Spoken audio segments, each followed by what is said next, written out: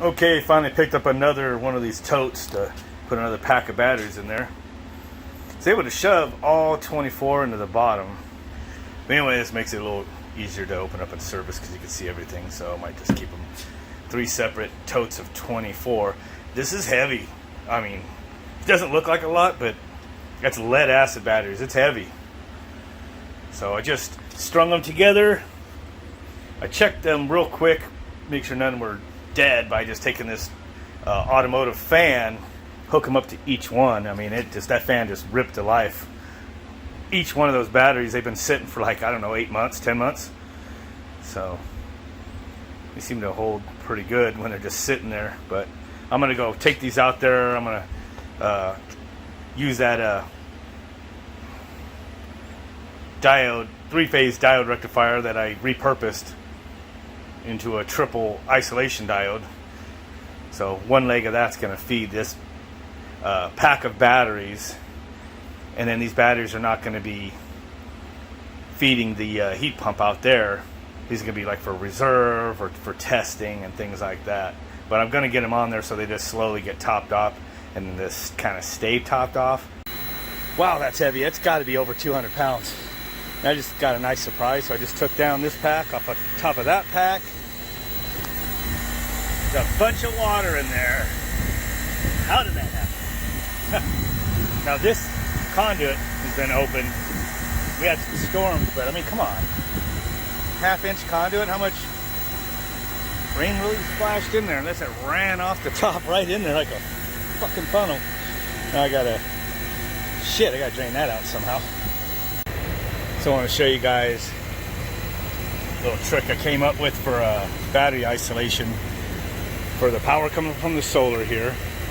It's going to go into this 3-phase rectifier, which I'm repurposing, and then it's going to go through and charge the lower 48 batteries, which is connected to the heat pump here, and then this other one's going to go out and do the other 24 batteries in series. So the way these normally work is you bring in your 3-phase of line right here. Your positive of your sine wave goes through the rectifier diodes this way.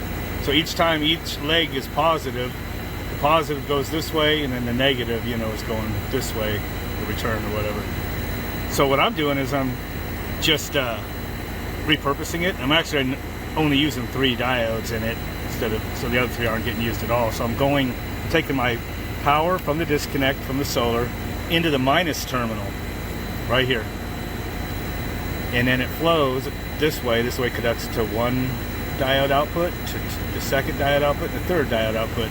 So I'm using 2 diodes, so it's 1, 2 go, which I just bridge over, so you get, I'm using 2 diodes now to go charge the bottom 48. I've been using this for like a month now just with 1 diode output, and I didn't blow up, so I'm going to use 2 for that, and then the other one is going to go to the new bank I'm adding.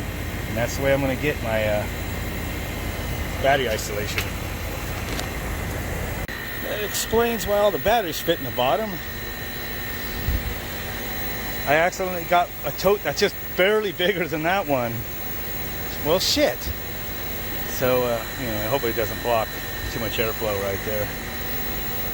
Should be okay, but that fucker's heavy. I'm not gonna lift it up there, and it's not gonna sit on there properly, so it's just gonna stay right there for right now. This unit, getting towards the end of summer, and this unit's gonna probably get changed out, revamped, re-Frankensteined into one of those Carrier tall, skinny suckers. Yeah. Right. 298 volts, and the power's being sucked down to run this. As you see, that's 0 amps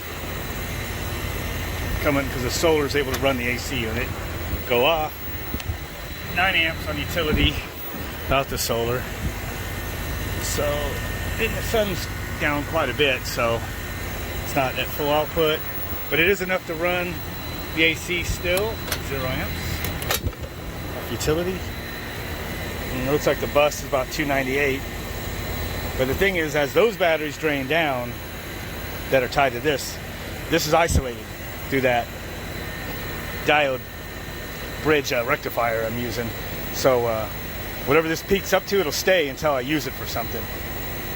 And these will go up and down day, you know, on and off as the unit's running, or into the night or whatever, until it drains down enough it switches over to utility power. So these only get topped off as much as when this unit shuts off, and it could top off those batteries and start bringing up these batteries. So eventually, you know, in good days, this will get topped off. It's already got usable power. If I plug that 300 volts into a variable frequency drive like this one, it would run the unit. But I'll check on it later. Put the cover on. There's a mess right here, right now. And there it be. These are my batteries to help supplement this heat pump right here, and then these are going to be my reserve batteries. A little closer to that than I want, but that's going to change soon. And excuse this piece of shit Goodman that's been running during the entire video going rah, rah. That's not me, it's that piece of shit. I just came out here after dark,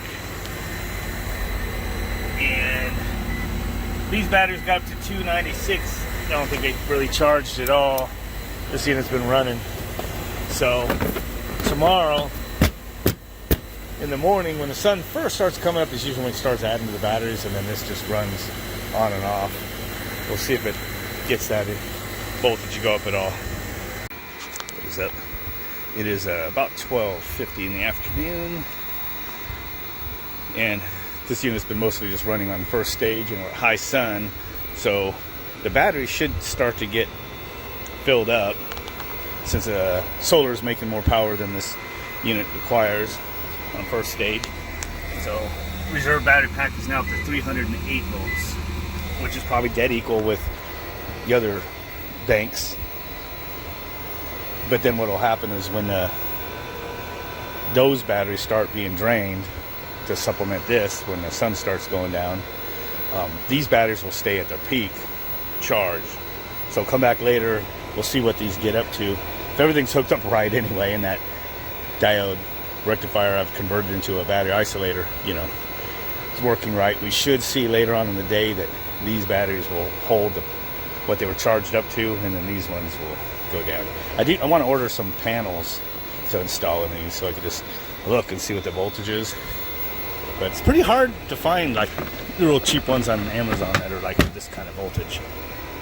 I guess not too many people build things out of high voltage DC. I do dig these ones that I installed. There's my utility AC power, 247 volts, 0 amps, because it's running off of solar now. And then the noisy Goodman's actually stopped for the moment. Nice and warm, so it's just running. Oh, it says 249, weird. But 0 amps. That sucker, yesterday I checked, it was at 15 amps to run this 3.5 ton unit. This is a 3 ton when it's on high, and I think I can see it get as high as like 11 amps. But it runs usually around 9 amps or so. If it doesn't have the solar batteries. Batteries off. 12 amps. It is like 104 right now. Don't forget to like, subscribe, and all that. See more Frankenstein ingenuity.